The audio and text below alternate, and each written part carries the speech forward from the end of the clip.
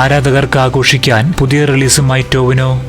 മലയാള സിനിമയുടെ super ഹീറോയ്ക്ക് RJ മീഡിയയുടെ ഒരു വലിയ ജന്മദിനാശംസകൾ. 2026 ഏപ്രിലിൽ പരുക്കൻ ആക്ഷനുമായി പള്ളിച്ചട്ടമ്പി എത്തുമ്പോൾ തൊട്ടടുത്ത മാസം തന്നെ സ്റ്റൈലിഷ് വേഷവും കോമഡിയുമായി അതിരടി എത്തുന്നു. പിറന്നാളിനോടനുബന്ധിച്ച് അപ്ഡേറ്റുകൾ ഈ ദിവസങ്ങളിൽ പുറത്തു വന്നത് ആരാധകർക്ക് ഇരട്ടി മധുരമായി. ടൊവിനോ തോമസ് എന്ന നടനെ സംബന്ധിച്ചിടത്തോളം അദ്ദേഹത്തിന്റെ താരമൂല്യം ഉയർത്തുന്നതിൽ ഈ രണ്ട് സിനിമകളും നിർണായകമാകും. വ്യത്യസ്തമായ പ്രമേയങ്ങൾ കൈകാര്യം ചെയ്യുന്ന ഈ രണ്ട് ചിത്രങ്ങളുടെ വിവരങ്ങൾ ഇപ്രകാരമാണ്.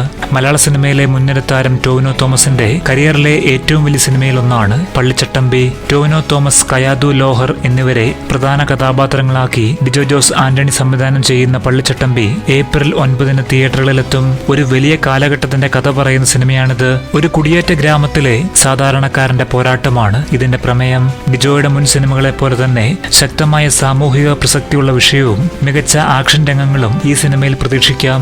ഏപ്രിലിൽ ദൃശ്യം 3 പുറത്തിറങ്ങി തൊട്ടു പിന്നാലെ വരുന്നതിനാൽ വലിയൊരു ബോക്സ് ഓഫീസ് ചലനം തന്നെ പള്ളിച്ചട്ടമ്പി ലക്ഷ്യമിടുന്നുണ്ട്. വിജയരാഘവൻ, സുധീർ കരമന, ബാബുരാജ്, പ്രശാന്ത് അലക്സാണ്ടർ തുടങ്ങി നിരവധി പ്രമുഖ താരങ്ങളും ഇതിൽ അണിനിരക്കുന്നു. പള്ളിച്ചട്ടമ്പി ക്യാമറ കൈകാര്യം ചെയ്യുന്നത് ബിജോ ടോമിയും സംഗീത സംവിധാനം ജേക്സ് ബിജോയുമാണ്.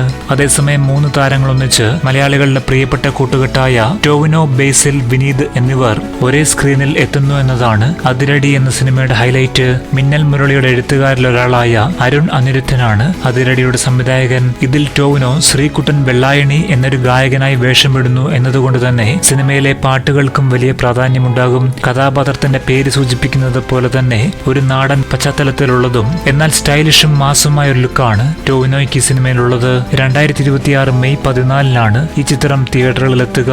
ഈ രണ്ട് സിനിമകളിൽ നിങ്ങൾ ഏറ്റവും കൂടുതൽ കാത്തിരിക്കുന്നത് ഏതിനാണെന്ന് കമന്റ് ചെയ്യാം.